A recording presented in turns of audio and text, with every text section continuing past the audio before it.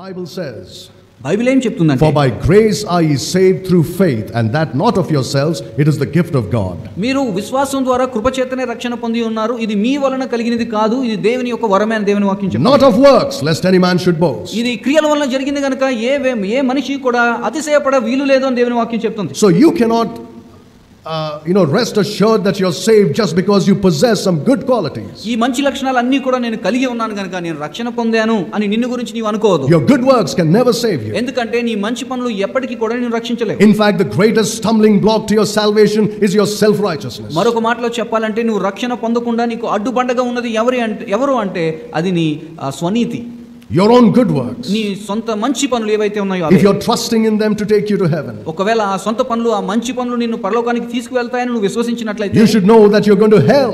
నీకు తెలియాల్సినటువంటి విషయం ఏంటంటే నువ్వు నరకానికి వెళ్తావు అని. You can never save yourself with your own good works. నీ మంచి క్రియల ద్వారా ఎప్పటికీ కూడా నిన్ను నువ్వు రక్షించుకోలేవు. That's how many Christians are all over the world today. ఈ దినాల్లో చాలా మంది క్రైస్తవులు ప్రపంచం అంతా కూడా ఉన్నారు. Or at least people who think they are Christians. వారి గురించి వారు అనుకుంటారు మేము క్రైస్తవులమే, మేము భక్తిపరులమే అని. Thousands of churches are filled with people who believe they are Christians because they are devout people. ఎందుకంటే చాలా సంఘాల్లో చాలా మంది క్రైస్తవులతో నింపబడి ఉన్నాయి. ఆ క్రైస్తవులు అందరూ కూడా ఏమనుకుంటున్నారు అంటే నేను భక్తి కలిగినటువంటి క్రైస్తవుని అని అనుకుంటున్నారు. You see, your devoutness doesn't save you. నీ భక్తి నిన్ను రక్షించదు.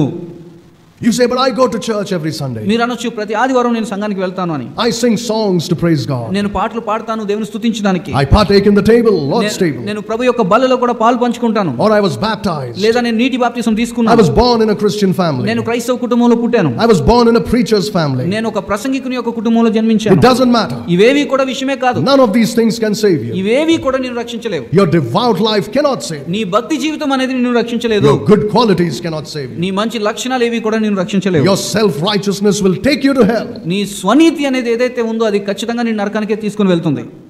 The only way a man can be saved ఒకే ఒక మార్గం ఒక మానవుడు రక్షణ పొందగలడు అంటే అదే మార్గం అంటే is by believing in the Lord Jesus Christ. అది ప్రభువైన యేసుక్రీస్తునందు విశ్వాసం ఉంచడం ద్వారా మాత్రమే. By believing that he died for your sins. నీ పాపముల కొరకు ప్రభువైన యేసుక్రీస్తు వారు మరణించారు అని విశ్వసించాలి.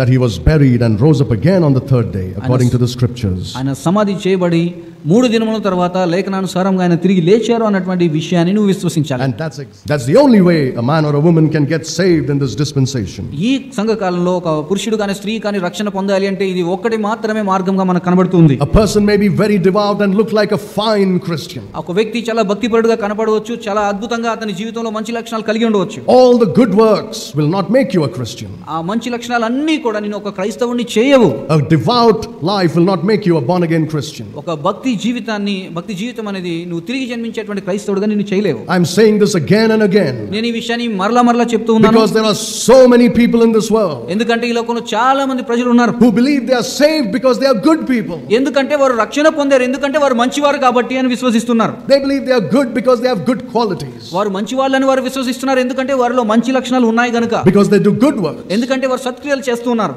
The only way a person can get saved ఎందుకంటే ఒక వ్యక్తి రక్షణ పొందడానికి ఏకైక మార్గం అదేమిటంటే is by realizing that he is a sinner, that he is guilty before God. అతడు పాపి అన్నటువంటి విషయాన్ని గమనించి దేవుని ఎదుట అపరాధ భావాన్ని తన హృదయంలో కలిగి ఉండి that he has broken God's law అతడు దేవుని యొక్క న్యాయ విధిని అతిక్రమించాడన్న సత్యాన్ని గమనించి and realize he can do nothing to save himself. తను రక్షించుకోవడానికి తను ఏమీ చేయలేడు అన్నటువంటి విషయాన్ని గుర్తించి and then come to the cross of Jesus Christ ప్రభువైన యేసుక్రీస్తు వారి యొక్క సిలువ దగ్గరకు వచ్చి and see there his substitute shedding his blood and dying on the cross for his sins. తనకు బదులుగా తన పాపం కొరకు సిలువలో తన ప్రాణాన్ని అర్పించి మరణించినటువంటి ప్రభువైనటువంటి యేసుక్రీస్తు వైపు చూస్తూ seeing him buried and rise up again by faith, of course.